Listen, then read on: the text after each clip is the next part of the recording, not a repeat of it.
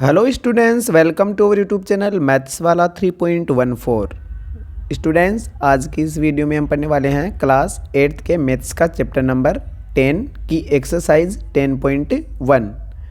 तो प्रश्नावली 10.1। इससे पिछले वाले वीडियो में हमने 10.1 से पहले जो वीडियो था तो फर्स्ट वीडियो बना था, ये तो पार्ट सेकंड है। पार्ट फर्स्ट में हमने प्रश्नावली 10 जिसका नाम है घातांक एवं घात, इससे संबंधित जो भी बेसिक जानकारी थी, घातांक किसे कहते हैं, घात किसे कहते हैं और घातांक के जो नियम थे बेसिक, उनके बारे में जानकारी ली थी। तो यदि आपने वीडियो नहीं देखा है तो डिस्क्रिप्शन में लिंक दिया गया है, वहाँ से आप वीडियो देख सकते हो, या फिर इसी चैनल पर क्लास 8th मैथ्स के नाम से प्लेलिस्ट बना रखी है, वहाँ पर पीछे के सारे वीडियो दे रखे हैं। यदि आपका कोई टॉपिक या वीडियो रह गया है तो आप वहाँ जाकर वीडियो देख सकते हो। बाकी यदि आप इस चैनल पर नए हैं तो वीडियो को लाइक, चैनल को सब्सक्राइब करें ताकि आने वाले वीडियोज़ का नोटिफिकेशन आपको मिल सके। तो बिना टाइम वेस्ट किए हुए स्टार्ट करते हैं आज के लिए प्रश्नावली 10.1। प्रश्नावली 10.1 पढ़ने से पहले मैं आपको एक बार पीछे जो वीडियो था, जो घातांक के नियम थे, उनका एक रिविजन करवा देता हूँ कि घातांक के जो भी 5 नियम है वो किस प्रकार हैं। तो हम एक बार रिवीजन कर लेते हैं। सबसे पहला नियम आता है, यदि आधार समान है, आधार क्या हो, समान हो, तब दोनों और उनके बीच में क्या हो, गुणा का निशान, तो दोनों पावर आपस में क्या हो जाती है, जुड़ जाती है। इसी प्रकार आधार समान हो और घातें तो यह, और यदि उनके बीच में किसका सिंबल हो, भाग का सिंबल हो, तो दोनों एक ही आधार पर दोनों पावर आपस में क्या हो जाएगी, घट जाएगी। इसी प्रकार यदि एक के ऊपर पावर m हो कि होल पावर n हो तो दोनों पावर आपस में क्या हो जाती है, गुणा हो जाती है। एक नियम हमने पढ़ा कि आधार अलग अलग हो लेकिन घातें समान हो तो दोनों आधार को आपस में गुणा करके पावर को कितनी बार लगा देंगे, एक बार। और एक नियम हमने पढ़ा, एक की पावर -m को हम एक की पावर 1/1 की पावर m लिख सकते हैं, या फिर इसी का दूसरा रूप था कि a/b की होल पावर यदि -m है तो उसे हम अंदर वाली संख्या को पलट देंगे और पावर को पॉजिटिव रूप में लिख देंगे। यह है घातांक के नियम। और एक लास्ट नियम था कि एक की पावर 0, किसी भी संख्या की पावर 0 का मान सदैव कितना होगा, 1 होगा। तो ये घातांक के नियम है। यदि आपने वीडियो नहीं देखा है तो डिस्क्रिप्शन में लिंक दिया गया है, वहाँ से आप वीडियो देख सकते हो। पूरा डिटेल से वीडियो डाल रखा है हमने घातांक के नियम का। तो आज के लिए स्टार्ट करते हैं हम। प्रश्न संख्या 1, मान ज्ञात कीजिए। हम इन्हीं नियमों का प्रयोग करके अब इस पूरी प्रश्नावली 10.1 का सॉल्यूशन करने वाले हैं। तो आराम से समझिए वीडियो को। वीडियो अच्छा लगे तो वीडियो को लाइक करें, चैनल को सब्सक्राइब करें ताकि हमें मोटिवेशन मिले और हम आपके लिए अच्छे से अच्छा कंटेंट लाने की कोशिश करें। तो देखते हैं, सबसे पहला क्वेश्चन है यहाँ पर 3 की पावर -2, 3 की पावर -2। तो ये सेम नियम कौन सा जा रहा है यहाँ पर, ये वाला 1 की पावर -m। तो यहाँ पर मैं एक बार नियम लिख देता हूँ कि यहाँ कौन सा नियम लग रहा है। यहाँ नियम लगेगा आपके, इसका आंसर लिखें, यदि प्रॉपर पूरा आंसर लिख देते हैं तो यहाँ पर हम लिखेंगे 1 की पावर -m बराबर होता है 1/1 की पावर +m। तो यहाँ पर a का मान तो हो गया कौन, आधार तो कौन हो गया 3, और m का मान कितना हो गया 2।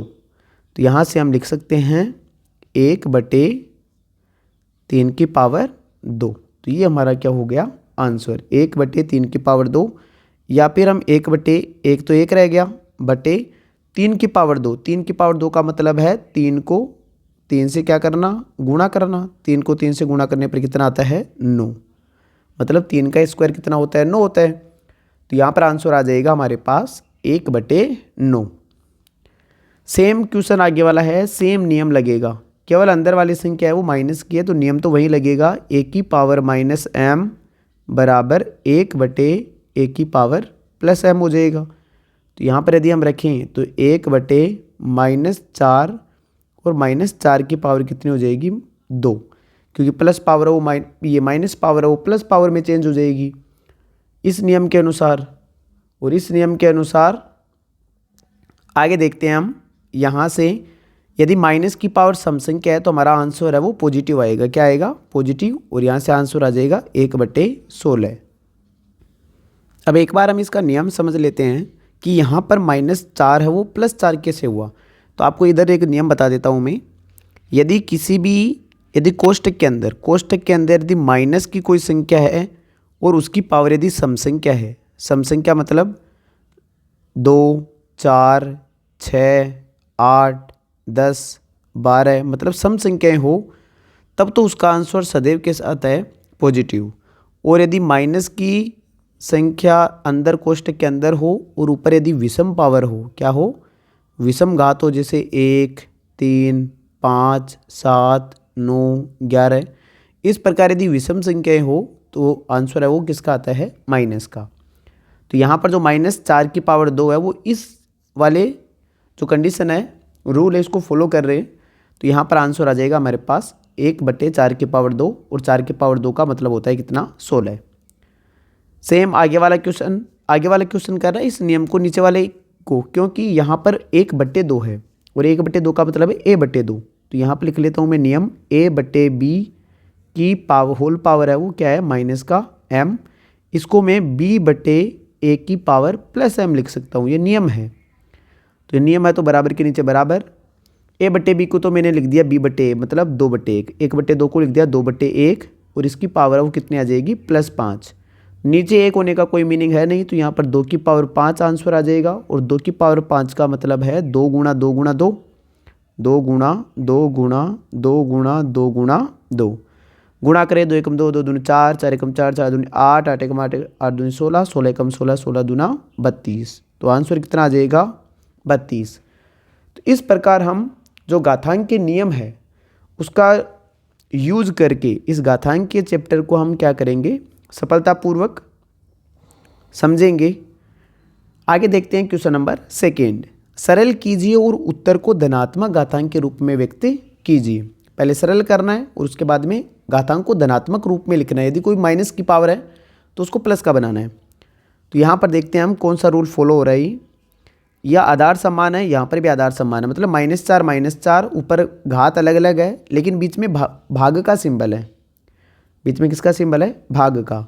तो भाग का सिंबल है तो हम यहाँ से लिख लेंगे कि आधार समान होता है और बीच में भाग हो तो दोनों पावर आपस में माइनस हो जाती है। तो मैं लिख देता हूँ यहाँ से -4 की पावर 5 - 8, या पूरा यदि मैं पूरा रूल लिखूँ तो सबसे पहले रूल लिख लेता हूँ, a की पावर m माइनस ये भाग a की पावर n। और ये रूल है हमारा, आधार पर दोनों पावर आपस में घट जाएगी। अब मैं बराबर के नीचे बराबर लिख लेता हूँ। a का मान दे रखा है, आधार कितना दे रखा है? -4, और ऊपर आ जाएगी m का मान 5 - 8। 5 - 8 करें तो -4 की पावर हो जाएगी यहाँ से माइनस का कितना? 3, क्योंकि 5 में से 8 घटाना है, न कि 8 में से 5। तो 5 में से 8 घटाएंगे तो माइनस का 3 बचेगा, क्योंकि एक संख्या प्लस की और एक संख्या माइनस की होती है तो हमेशा घटाते हैं और सिंबल बड़े वाले का लगाते हैं। अब आगे यहाँ पर कौन सा नियम फॉलो हो रहा है, तो वो नियम लिख रहा हूँ मैं, वह भी जो हमने क्वेश्चन नंबर 1 में किया था।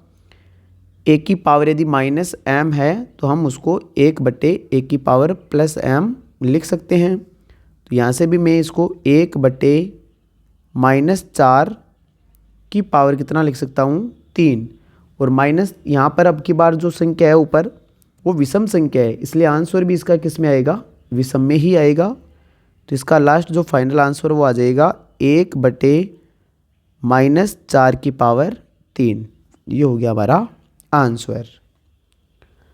आगे देखते हैं पावर के ऊपर पावर। अब की बार ये कौन सा है? पावर के ऊपर पावर। तो यहाँ से लिख देता हूँ कि a की पावर m की होल पावर यदि n हो तो हम उसको क्या लिख सकते हैं?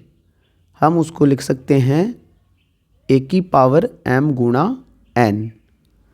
घात के ऊपर घात है, तो यहाँ से यदि 1 की पावर 2 लिख दूंगा, एक तो 1 की पावर 2, और नीचे आ जाएगा 2 की पावर 6, क्योंकि 3 को 2 से गुणा करेंगे तो 6 हो जाएगा। एक की पावर कितनी भी करो एक रहेगा, और 2 की पावर यहाँ से कितना आ जाएगा 6 आ जाएगा। तो आंसर हो जाएगा 1/2 की पावर 6। बड़ा आसान है, आप तो बस केवल समझते जाएं और करते रहिए इसको।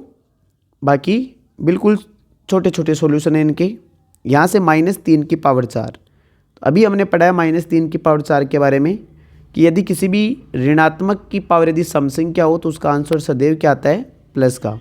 तो यहाँ पर एक बार मैं लिख देता हूँ, आंसर इधर लिख देता हूँ कि -3 की पावर 4 को हम 3 की पावर 4 भी लिख सकते हैं क्योंकि ऊपर पावर सम है, गुणा 5 की पावर 4 और बटे में आ गया 3 की पावर 4। यहाँ कौन सा नियम लगा है, मैंने पावर को अलग अलग किया है और पावर के लिए हमने पढ़ा है कि यदि a/b की होल पावर m हो तो उसे हम खोल के लिख सकते हैं a की पावर m और b की पावर m। इस प्रकार यदि दोनों पर पावर होल पावर है तो हम उसको अलग अलग पावर डिवाइड कर सकते हैं उनको। अब यहाँ से 3 की पावर 4 से 3 की पावर 4 कैंसिल हो जाएगा और आंसर हमारा आ जाएगा 5 की पावर 4, और ये हो गया हमारा आंसर 5 की पावर 4। आगे देखते हैं, आप एक रूल और बना लो कि हमें ऋणात्मक पावर अच्छी नहीं लगती है, इसलिए हम उसको क्या बनाएंगे प्लस की पावर बनाएंगे। जैसे 3 की पावर -7 है, अब मैं बार बार रूल नहीं लिखूंगा, सीधा लिख रहा हूँ 3 की पावर -7, तो 3 की पावर -7 को तो मैंने लिख दिया, ये भाग है यहाँ पर, और डायरेक्ट भी कर सकते हो 3 की पावर -7 भाग 3 की पावर -10। क्यों? क्योंकि नियम नंबर कौन सा है सेकेंड। तो वहीं 3 की पावर -7 माइनस और -10, क्योंकि ये माइनस तो आता है फॉर्मूले में, एक यदि आधार समान हो और बीच में भाग हो तो दोनों पावर आपस में माइनस हो जाती है, इसलिए ये माइनस आया है। बाकी इनके पास में भी -10 -7 और -10 है, और गुणा में आ जाएगा 3 की पावर -5। तो इसको हल करें, ऊपर 3 की पावर -7, यह माइनस और अंदर माइनस मिलकर क्या हो जाएगा प्लस, आगे कितना 10, और गुणा 3 की पावर 5। तो यह आ जाएगा, एक संख्या प्लस की और एक संख्या माइनस की हो तो हमेशा घटाना और सिंबल बड़े वाले का लगाना है, गुणा 3 की पावर 5। अब वापस हमारा कौन सा नियम लग गया, आधार समान हो तो दोनों पावर आपस में क्या हो जाती है जुड़ जाती है, m + n हो जाएगा यहाँ से। तो यह आ जाएगा 3 की पावर 3 + 5, यहाँ से आ जाएगा हमारा आंसर 3 की पावर, तो ये -5 था, सॉरी यहाँ पर -5 है, ये भी -5 हो गया, ये -5 और ये भी हो जाएगा 3 माइनस, ये माइनस फॉर्मूले का है और ये माइनस है वो इस 5 का माइनस है, तो यहाँ से आ जाएगा 3 + 5।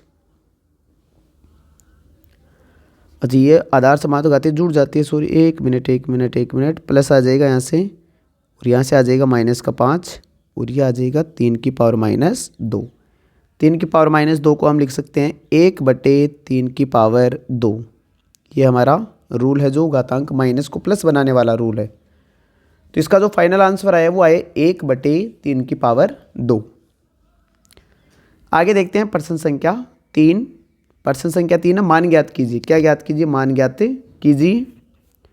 तो मान ज्ञात करने वाले प्रश्न में सबसे पहले 3 की पावर 0। 3 की पावर 0 का हमने अभी पढ़ा है कि कितना होता है, 3 की पावर 0 का मतलब होता है 1। तो 3 की पावर 0 को तुम्हें क्या लिख दूंगा 1, प्लस की जगह प्लस, 4 की पावर -1, और 4 की पावर -1 हमें अच्छा लगती नहीं है, इसलिए हमने इसको पढ़ा है 1/4। 4 की पावर -1 को मैं लिख सकता हूँ 1/4 की पावर 1, और 4 की पावर 1 का मतलब 4 ही होता है, गुणा यहाँ से 2 की पावर 2, 2 की पावर 2, और 2 की पावर 2 का मतलब कितना होता है 4। एलसीएम लेकर हल करेंगे तो 4 × 4 और 1 5/4 हो जाएगा ये, तो 5/4 गुणा 4, 4 से 4 कैंसिल हो जाएगा और हमारा आंसर कितना आ जाएगा 5। आगे देखते हैं सेकेंड नंबर।